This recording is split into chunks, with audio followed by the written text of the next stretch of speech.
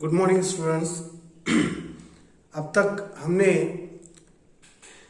Lesson number 4 में ये discuss किया कि कैसे पटना गवर्नमेंट हॉस्पिटल की कंडीशन थी, क्यों एक पर्टिकुलर वार्ड को लावारिस वार्ड या अबेंडेंट वार्ड कहा जाते था, वहाँ किस तरह के पेशेंट्स रहते थे, किस तरह से उनकी देखभाल की जाती थी उस वार्ड में, और लोग उन पेशेंट के बारे में किस तरह की धारणाएं रखते थे।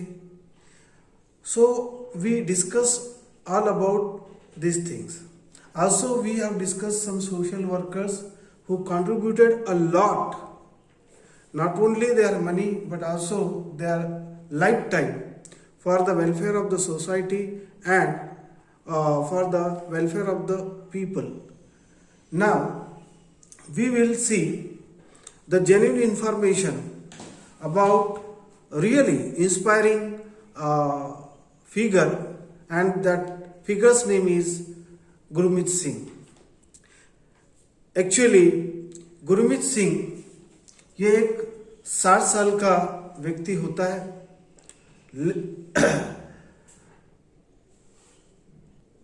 बहुत ही काइंड हार्टेड और फ्रेंडली व्यक्ति, जो हर दिन रात को अपनी फैमिली शॉप को बंद करने के बाद इन पेशेंट की मदद करने के लिए निकल पड़ता है। और ये एक दिन का काम नहीं होता, लगातार चाहे धूप हो, बारिश हो, हवा हो, पानी हो, निरंतर यह व्यक्ति अपनी शॉप बंद करके उस लावारिस वार्ड के पेशेंट्स की देखभाल करने के लिए, उनकी लिए दवाई पहुंचाने के लिए, साथ साथ उनको कुछ अच्छा खाना देने के लिए यह व्यक्ति हर दिन अपने घर से निकलता है। बेसिकली इस व्यक्ति के बारे में हम थोड़ा सा जान लें तो मैंने आपको जैसे बताया कि इस व्यक्ति का एक फैमिली कपड़े का दुकान होता है, और वो भी ऐसे एकदम मार्केट एरिया में, पटना के मार्केट एरिया में, क्योंकि ये रिच व्यक्ति होता है। पूरी की पूरी फैमिली अलॉन्ग विथ हिम, इसके साथ साथ और इसके 4 भाई होते हैं। Okay, they are also businessman. Okay, they have their own businesses, but this Gurmeet Singh is a elder brother, and with his suggestions his brothers are collecting 10% of his earning of every month in the donation box.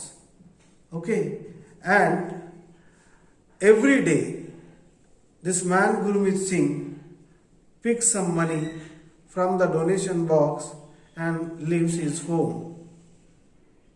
तो करीब करीब 9 बजे यह व्यक्ति रात को हर शाम निकलता है अपने बहुत ही शानदार घर से उस लावारिस वार्ड के पेशेंट्स की मदद के लिए।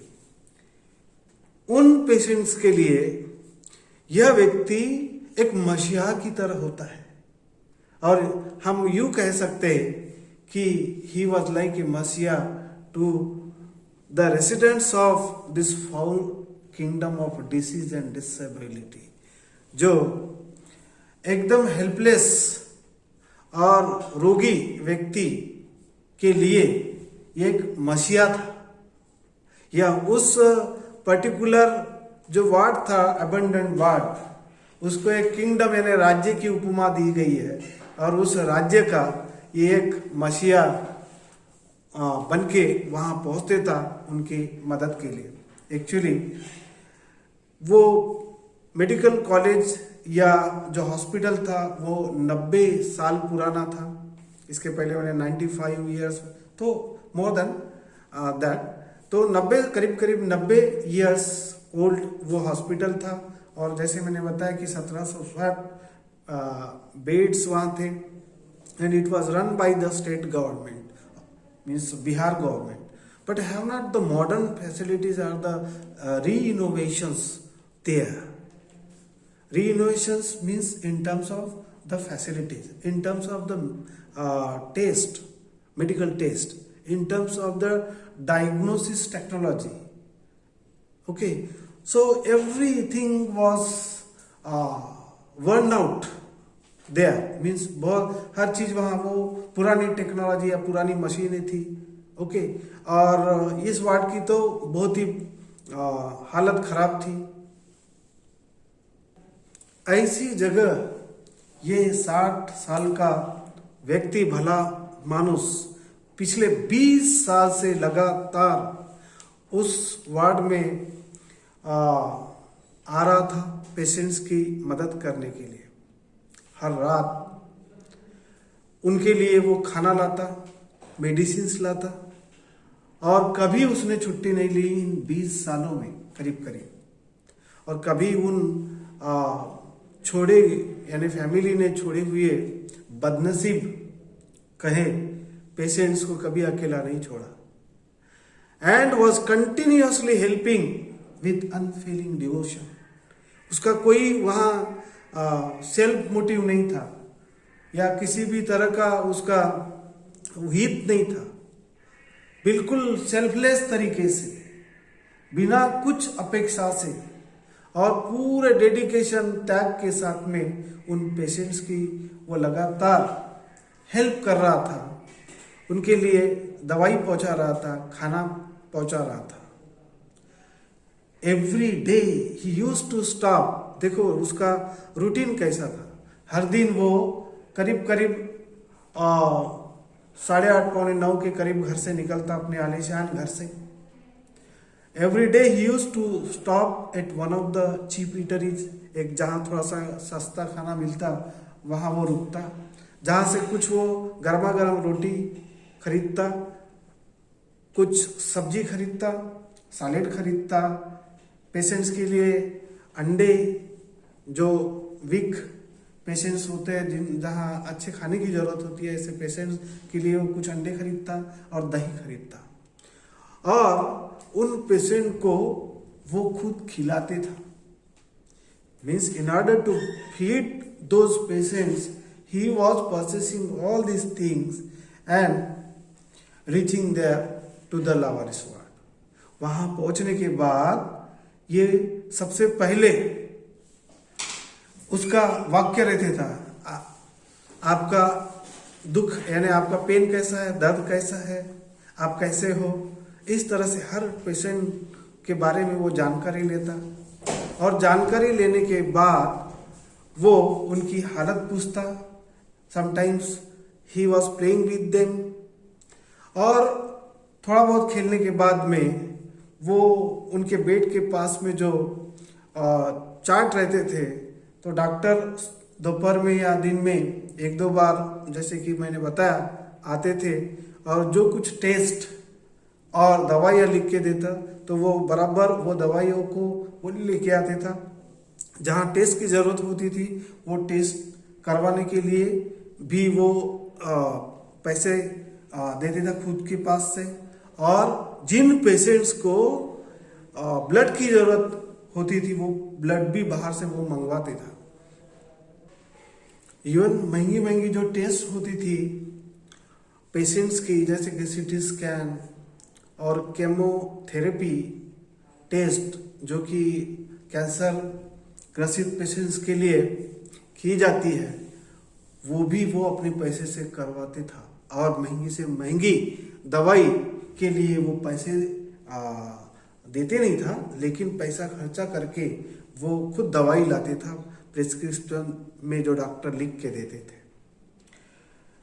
उसके बाद सबको दवाइयाँ देने के बाद, सबकी खबर लेने के बाद, हालचाल पूछने के बाद, खुद के हाथ से वो प्लेट्स लेता, बिल्कुल साफ सुथरी प्लेट लेता सब पेशेंट्स के लिए, और बहुत ही प्यार से, बहुत ही केयर करते हुए सभी पेशेंट्स को वो खाना खिलाता. और उसके बाद उस खाने में वो रोटी, सब्जी, दही और एक आध स्वीट या कभी अंडे, सैलेड, इस तरह का हर दिन वो प्रोटीन युक्त खाना उन पेशेंट्स को देता। एक्चुअली होते क्या था कि आपको जैसे मैंने बताया इसके पहले वाले लेक्चर में कि हॉस्पिटल से बहुत ही कच्चा और उबला हुआ खाना मिलते था और उस उबले हुए खाने से उनका पेट नहीं भरते था। पेट भरने के लिए पानी के साथ में कैसे तो भी वो पेशेंट्स खा लेते थे, लेकिन समाधान नहीं मिलते था। And this is because of that वो पेशेंट्स रात के समय में गुरमीत सिंह की राह देखते रहते थे। As I told you, the patients were just wolfing down their meal of the day. Actually, they need of some dignity and some care. उनको उस खाने के साथ साथ एक आत्मसम्मान बोलो, सम्मान की एक उनको जरूरत उनको लगती थी या जरूरत रहती है। वो इस गुरमीत सिंह जैसे भले मानुष के वजह से मिलती थी और केयर भी वह व्यक्ति बड़ी प्यार से लेते था, क्योंकि गवर्नमेंट जो था पटना गवर्नमेंट या बिहार गवर्नमेंट जो थी, that government was unable to provide all the facilities to the patients of the abundant ward, and this is only was the reason और this was the reason this Gurmeet Singh was daily coming to that ward and helping to the patients. इस तरह से गुरमीत सिंह पहले खाना खिलाता और बाद में जाते समय सारे पेशेंट्स के ऊपर, क्योंकि ठंडी का माहौल था, ठंडी के दिन थे, तो ब्लैंकेट डाल देता ताकि उन पेशेंट को ठंडी ना लगे। ओके, और फिर धीरे से दरवाज़ा बंद करके वो दबे पाँव निकल जाता। जब वो निकलते था तो पेशेंट के मुंह से, क्योंकि उनके माध्यम से उनको थोड़ी बहुत खुशी क्यों ना हो, थोड़ी बहुत मदद क्यों न हो मिलती थी, और इस वजह से उनके मुंह से उनके लिए जो वाक्य निकलते था कि Gurmeet Singh is like a god. यह व्यक्ति जाते समय जैसे मैंने आपको बताया लाइट्स बंद कर देता, दरवाजा बंद कर देता ताकि ठंडी से उनकी बचाव हो और फिर निकल जाता। लेकिन समय के साथ साथ हुआ क्या कि पटना गवर्नमेंट ने इसके ऊपर बैन लगा दिया। पिछले 22 साल से कुछ चेंज नहीं हुआ था उस वार्ड में, और कहते हैं कि कोई भी काम करने के लिए एक किक की जरूरत होती है, एक टर्निंग पॉइंट की जरूरत होती है, जहां से व्यक्ति इस तरह के काम की शुरुआत करता है। तो ऐसे ही 22 साल पहले किक गुरमीत सिंह को मिली थी। Actually his involvement in this service, noble service, began 2 years ago when a woman was selling plastic bag and turned down to his shop. 22 साल पहले क्या हुआ था कि ऐसी एक स्त्री प्लास्टिक की बैग बेचते हुए उसके दुकान पे आई। उसने देखा कि उस औरत के साड़ी के पल्लू में एक लड़का है और उस लड़के का जो स्कल वो जलने की वजह से बहुत ही मतलब भयंकर दिख रहा था। और ऐसे ही स्टेट में या अवस्था में वो स्त्री अपने बच्चों को साथ में लेके उन्हाने के दिनों में, सोचो कितनी गर्मी रहती है, वो बैग्स बेचने का काम कर रही थी। और बेचते बेचते ये गुरमीत सिंह के दुकान पे आई। जब उस पैथेटिक सिचुएशन को गुरमीत सिंह ने देखा तो उससे रहा नहीं गया और उसने उस स्त्री को उसके बच्चे के साथ में पटना गवर्नमेंट हॉस्पिटल में लेके गया। लेकिन हॉस्पिटल में कोई डॉक्टर तैयार नहीं था उस बच्चे का इलाज करने के लिए, क्योंकि उन दिनों हॉस्पिटल में डॉक्टरों की स्ट्राइक चल रही थी और वहाँ जो गरीब लोग थे इलाज लेने के लिए आ रहे थे, they were badly affecting by the diseases in the hospital, but no doctors were ready to diagnose them and treat them. Then, by observing such a dangerous situation, इस तरह की भयंकर सिचुएशन ऑब्जर्व करने के बाद गुरमीत सिंह को बहुत गुस्सा आया और उसने फिर ऐसे लोगों के लिए कुछ तो भी करने की ठान ली। मैंने जैसे आपको बताया कि ऐसे नोबल काम के लिए किक की जरूरत होती है। आपने किक मूवी देखी होगी कि कैसे Salman Khan got inspired by one of the incident of a small girl who is about to die and lying on the bed, and therefrom he decided to do something in his life, and he does a lot of things for the welfare, for the education of the small childs and rather than we can say the children's.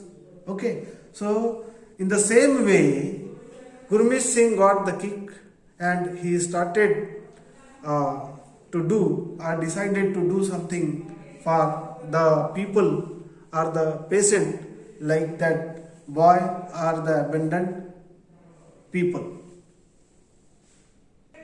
इस तरह के लगातार 22 साल की service की वजह से उन पेशेंट के लिए पटना की हॉस्पिटल की जो अथॉरिटीज थी और गवर्नमेंट की जो अथॉरिटीज थी, वो अथॉरिटीज उनको अवार्ड देना चाहती थी और कई तरह के लेटर्स भी एप्रिसिएशन के उनको लिखा, लेकिन ये भले मानुस ने कभी उसके तरफ ध्यान नहीं दिया, क्योंकि ये लाइमलाइट या स्पॉटलाइट में नहीं आना चाहते था। यानी जो कुछ वो मदद कर रहा था वो निस्वार्थ भाव से कर रहा था और उसको यानी नाम उसका बड़ा हो या उसके लिए लोग जाने, ये अच्छा नहीं लग रहा था। इसीलिए वो कभी उस गवर्नमेंट अथॉरिटीज के लिखे हुए एप्रिसिएशन लेटर का जवाब नहीं देते थे और लगातार उन पेशेंट्स के लिए वो अपनी सर्विस उसने जारी रखी थी। बाद में जैसे कि मैंने कहा था कि स्टेट गवर्नमेंट ने बैन कर दिया, यानी बाहर के व्यक्ति आके ऐसे वार्ड में अपनी सेवाएं प्रदान करे, इसके लिए बैन कर दिया, क्योंकि उस समय काफ़ी इनके कामों की या कार्यों की जो पब्लिसिटी प्रिंट मीडिया में आई थी और इस वजह से गवर्नमेंट हॉस्पिटल ने वो बैन कर दिया था। And later on the state government sanction 25,000 rupees for that abandoned ward, okay, for they are helping. और ये व्यक्ति इन्हें मदद करना नहीं छोड़ा, इसने लगातार मेडिसिन और उनकी केयर या उनके टेस्ट के लिए जो भी राशि की जरूरत होती थी वो लेके वो हर दिन उसी तरह से पिछले 22 साल से जैसे वो कर रहा था वैसे लगातार उसने जारी रखा।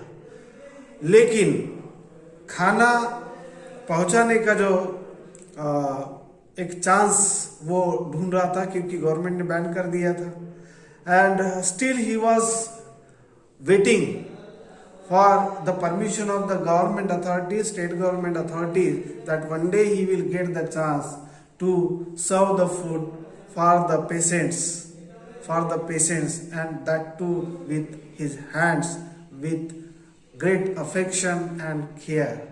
Okay, so in this way, this philanthropist man, this good natured man, this good cared person was served the help or helped the patient from last 22 years and still was continue with his service. तो आप समझ सकते हैं कि एक आदमी को अगर कोई काम करने की अगर किक मिले तो वह व्यक्ति किस तरह से अपने लाइफ को एक नया रंग या नया इम्पोर्टेंस देने के लिए क्या कर सकता है, वो भी बिल्कुल निस्वार्थ भाव से. तो इस तरह की जो चीज़ है हम लोगों में भी डेवलप करना चाहिए और अपने सोसाइटी के लिए और अपने लोगों के लिए जो करना हम चाहते या कर सकते हैं वो करना चाहिए. ओके, तो यहीं हम रुकते हैं. यहाँ हमारा जो चौथा लेसन वो पूरा हो रहा है. इसके ऊपर के जो भी क्वेश्चंस आपको आपके वर्कबुक में पीछे में दिखे तो वो आपको उसके आंसर्स लिखना है. साथ में आप जब इस लेसन को पढ़ोगे तो कुछ ऐसे सेंटेंसेस होंगे, मोस्ट इम्पॉर्टेंट सेंटेंसेस, जहाँ वो कंटेंट होगा जो कंटेंट 2 मार्क के लिए आपको पूछा जा सकता है. तो उसको आपको कोट करके रखना है या फिर अंडरलाइन करके रखना है. Okay, thank you very much. Keep learning. Happy learning.